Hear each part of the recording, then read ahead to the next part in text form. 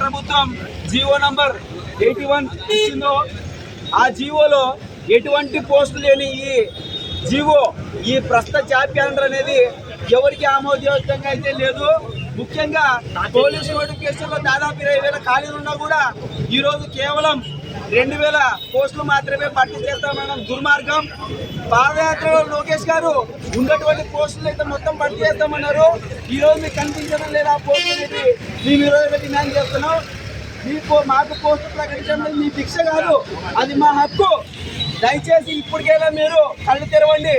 ఉన్న ఏదైతే మన హోమ్ మినిస్టర్ మేడం గారు అసెంబ్లీలో 19,900 పోస్టులు భర్తీ చేస్తామైతే ఆ రోజు చెప్పారు.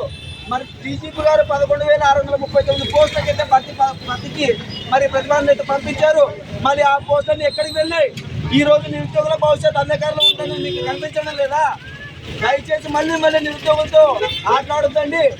ఏదైతే మెగా పోలీస్ నోటిఫికేషన్ ఉందో 11,639 పోస్టులు, ఆ పోస్టుల్ని తక్షణమే వచ్చే రిక్రూట్మెంట్ లో భర్తీ చేయాలి.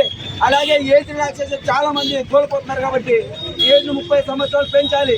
ఆ విధంగా చేయకపోతే నిరుద్యోగుల జీవితాలతో ఆటలాడితే మాత్రం ఈ ప్రభుత్వానికి నూకలు చెల్లినట్టని ఈ రోజు మేమైతే హెచ్చరిస్తున్నాం.